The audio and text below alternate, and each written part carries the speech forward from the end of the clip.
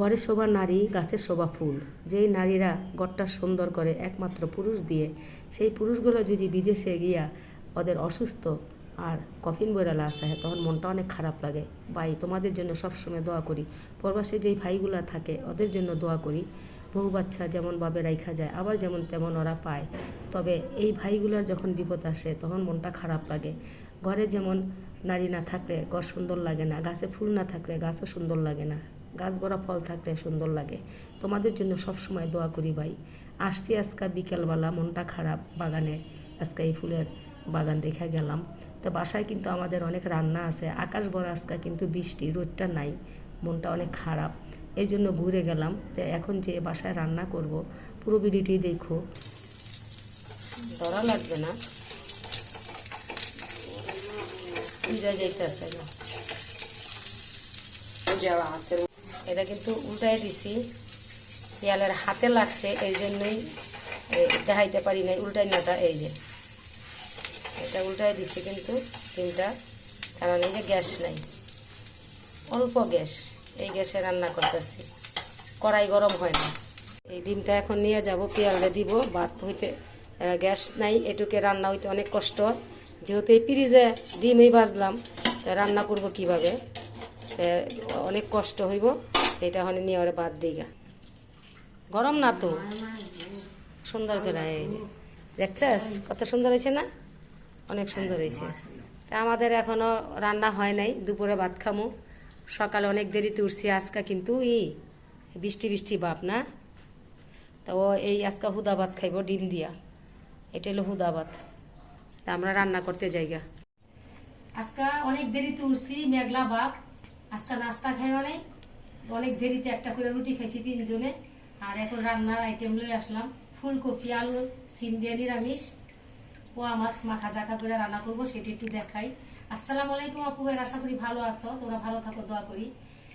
আজও একটা সুন্দর ব্লগ নিয়ে আসছি। পোয়া মাছ কিন্তু কিভাবে তোমরা ভাইজা না খাইয়া মাখা জাখা খায়, এই মাছটা কিন্তু নরম মাছ, এটা মাখা জাখা কিন্তু অনেক ভালো, ভাজলে দুইটা জায়গা। কিন্তু আমি আজকে টমেটো দা মাখবো, কিন্তু পেঁয়াজ দিব না।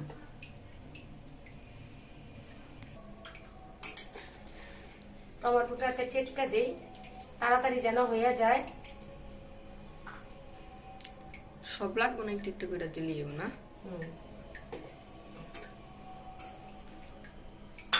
আর এখানে আছে আদা রসুন জিরা বাটা, একটু একটু দিয়ে লইলাম।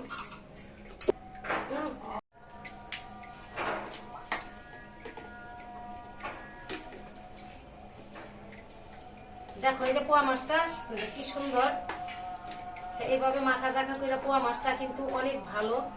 এটার মধ্যে পানিও বেশি দিব না,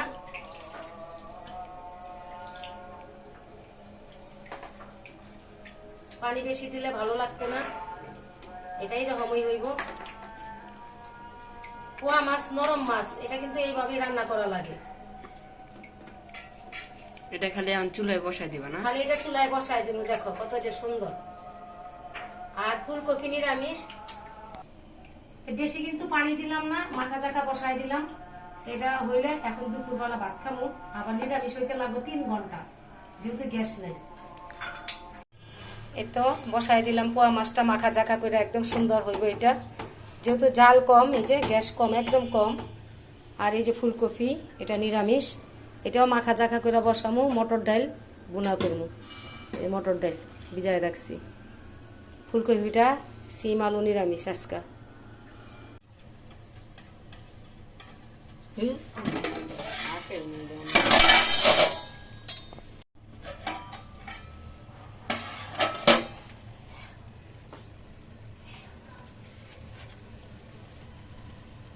মাছ কষাটা হয়ে গেল, পোয়া মাছ কষা মাখা জাখা আর কি, খুব সুন্দর, তাড়াতাড়ি হয়ে যায়। এমনি তাড়াতাড়ি হয়ে যায়, আবার খাইতেও কিন্তু স্বাদ এটা। এই যে ফুলকপিটাও বসামো নিরামিষ, কিন্তু মাছটা হয়ে লোক। হলুদ, মরিচ, আদা রসুন এগুলো সব একসাথে দিয়ে দিলাম, দিয়া তারপরে কষামো পানি দিয়ে অনেকক্ষণ।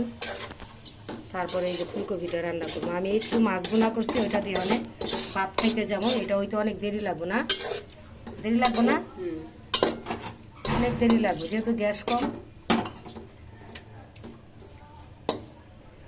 এটার মধ্যে সব কিছু দিয়ে গেলাম গা, তারপরে পরে আলা আইসা একদম শুকাইলে তারপরে ফুলকপি দিব।